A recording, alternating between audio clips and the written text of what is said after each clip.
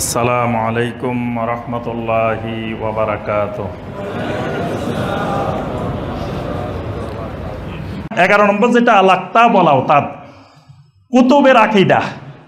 কুতুব যে পৃথিবী পরিচালনা করে কুতুব আছে, এটাও শিরকি কুফরি আকীদা। কুতুবের অস্তিত্ব কোরআন হাদিসে কোনো জায়গায় নেই, এটা শুধু আমাদের এই উপমহাদেশে পাওয়া যায়। কুতুবের অস্তিত্ব যে অমুক কুতুবুল আলম, অমুক কুতুবের আব্বানি, অমুক আপনার এই বাংলার কুতুব, অমুক হইল কুতুবদের মিটিংয়ে গেছে আফ্রিকা জঙ্গলে, অমুক ছিল এই কুতুব।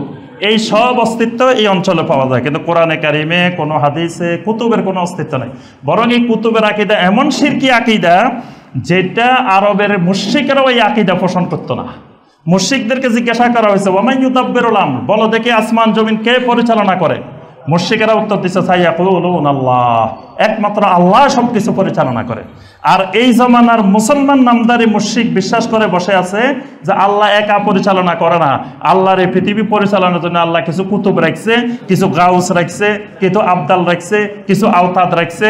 এইভাবে আল্লাহর একটা প্রশাসনিক আপনার ব্যবস্থাপনা আছে। কত বড় মারাত্মক শিরকি এবং কুফরি আকীদা। আল্লাহ রাব্বুল আলামিন আল্লাহর এই বিশ্ব পরিচালনার জন্য কোনো মানুষের, কোনো জিনের, কোনো ফেরেশতার কারো থেকে কোনো ধরনের ক্ষমতা আল্লাহ কাউকে দেন না। ফেরেশতাদেরকে আল্লাহ পাক নির্দিষ্ট কাজের জন্য নিয়োগ দিয়ে রাখছেন, কিন্তু কোনো ক্ষমতা দেন নাই।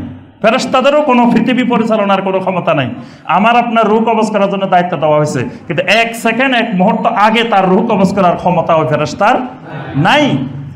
এবং দেখেন, যার যেখানে রূহ কবজ করা নির্দিষ্ট, তিনি ওখানে ওই সময় বসে থাকেন। প্রত্যেকের দায়িত্ব দেওয়া আছে, কিন্তু তার কোনো ক্ষমতা নাই।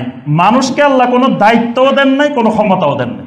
যদি কেউ বিশ্বাস করে আল্লাহ কুতুব রাখছে, গাউস রাখছে, এরা পৃথিবীর এই পরিচালনা করে, এরা অনেক ক্ষমতার অধিকারী, এরা চাইলে দিতে পারে, তাহলে এটার নাম হলো শিরকি আকীদা, কুফরি আকীদা।